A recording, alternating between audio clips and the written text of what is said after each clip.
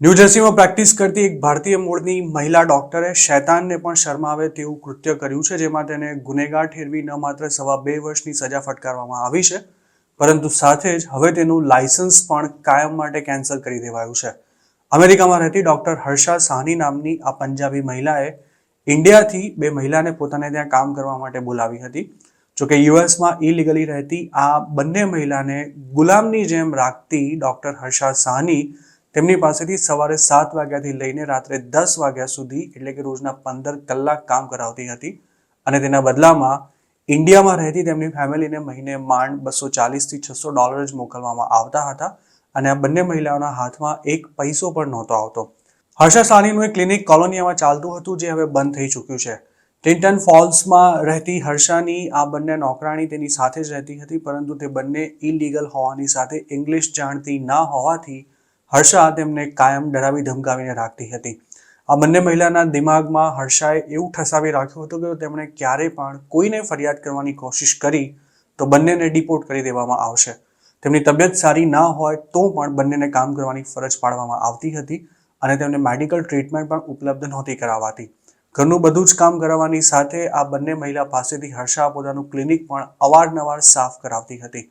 2013 થી 2021 સુધી હર્ષા સાહનીએ આ બંને મહિલાઓનું થાય તેટલું શોષણ કરીને બંનેને હેરાન કરવામાં કોઈ કસર નહોતી છોડી. ડોક્ટરના રૂપમાં શૈતાન એવી હર્ષા સામે થયેલી ફરિયાદમાં જણાવ્યા અનુસાર તેના ઘરમાં કામ કરતી એક નોકરાણીને મગજમાં ગાંઠ થઈ ગઈ હતી અને 2014થી તેણે માથામાં દુખતું હોવાની ફરિયાદ શરૂ કરી હતી. પરંતુ પોતે જ ડોક્ટર એવી હર્ષા આ મહિલાને આરામ કરવા નહોતી દેતી અને તેને એવું કહેતી હતી કે જો માથું દુખતું હોય તો દવા લઈ લે, પરંતુ કામ બંધ ન થવું જોઈએ. જોકે વિક્ટીમનો માથાનો દુખાવો અસહ્ય થઈ ગયો ત્યારે હર્ષાએ તેને એવું કહ્યું હતું કે તે યુએસમાં લીગલ ના હોવાથી કોઈ પણ ડોક્ટર તેની ટ્રીટમેન્ટ નહીં કરે. ચોંકાવનારી વાત એ છે કે 2014થી લઈને છેક 2021 સુધી હર્ષાએ આ જ રીતે વિક્ટીમને દવા આપીને તેની પાસેથી કામ કરાવી રાખ્યું હતું, જેના કારણે વિક્ટીમની સ્થિતિ દિવસે ને દિવસે કથળી રહી હતી. જોકે 2021માં તે કશું જ કામ ન કરી શકે તેવી હાલતમાં આવી ગઈ હોવાથી આખરે હર્ષા તેને લઈને હોસ્પિટલ પહોંચી હતી અને ત્યાં ડોક્ટરોએ વિક્ટીમના મગજમાં ગાંઠ હોવાનું કહેતા એવું પણ જણાવ્યું હતું કે જો તેનું તાત્કાલિક ઓપરેશન ન થયું તો પેશન્ટનું ગમે ત્યારે મોત થઈ શકે છે. ઓપરેશનમાં મોટો ખર્ચો આવવાનો હોવાથી તેમજ વિક્ટીમ જો પોતાનું મોઢું ખોલશે તો પોતાને પ્રોબ્લેમ થઈ શકે તેવું માનીને હર્ષા પોતે ડોક્ટર હોવા છતાં પણ વિક્ટીમને હોસ્પિટલમાંથી લઈને ઘરે જતી રહી હતી અને તે દિવસે પણ તેની પાસેથી કામ કરાવાયું હતું. આ ઘટના બાદ આખરે સપ્ટેમ્બર 2023માં હર્ષાના શોષણનો ભોગ બનેલી બંને મહિલાઓએ તેની સામે ફરિયાદ કરી હતી, જેની તપાસ શરૂ કરાયા બાદ હર્ષાનું મેડિકલ લાયસન્સ તે જ વખતે ટેમ્પરરી બેઝ પર સસ્પેન્ડ કરી દેવામાં આવ્યું હતું.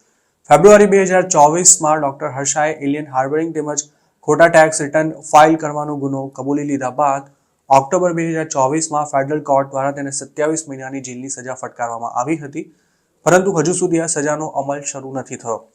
કોર્ટે હર્ષાને સજા સંભળાવવાની સાથે તેના શોષણનો ભોગ બનેલી બંને મહિલાને $7.28 લાખ વળતર ચૂકવવા તેમજ તેણે એક વિક્ટીમની જે સરકારી ખર્ચે સર્જરી કરાવી લીધી હતી તેના પણ $2 લાખ પે કરવા માટે આદેશ કર્યો છે. 68 વર્ષની હર્ષા સાહનીને સજાનું એલાન થયા બાદ 7 જાન્યુઆરી 2025ના રોજ ન્યૂજર્સીના બોર્ડ ઓફ મેડિકલ એક્ઝામિનર્સ દ્વારા તેનું લાયસન્સ પણ કાયમ માટે કેન્સલ કરી દેવામાં આવ્યું હતું. મતલબ કે હવે ડોક્ટર હર્ષા અમેરિકામાં ક્યારે પણ પ્રેક્ટિસ નહીં કરી શકે. યુએસમાં કોઈ પણ વ્યક્તિનું શોષણ કરવું ખૂબ જ ગંભીર ગુનો છે, પરંતુ આ દેશમાં ઇલીગલી રહેતા મોટાભાગના લોકો અને ખાસ તો ઇન્ડિયન્સ અમાનવીય શોષણનો ભોગ બનતા હોય છે. તેમની પાસે ઓછા પગારમાં કમરતોડ મજૂરી કરાવવાની સાથે શારીરિક અને માનસિક ટોર્ચર પણ કરાતું હોય છે. આવા અમાનવીય અત્યાચારનો ભોગ બનેલો કોઈ એમ્પ્લોય જો ઓનર સામે ફરિયાદ કરે તો તેને ન માત્ર વળતર મળી શકે છે, પરંતુ સાથે જ આગળ જતા તે ગ્રીન કાર્ડ માટે પણ એલિજિબલ થઈ શકે છે. જોકે યુએસમાં ડરીને રહેતા ઇલીગલ ઇમિગ્રન્ટ્સ ભાગ્યે જ આવી હિંમત કરી શકતા હોય છે.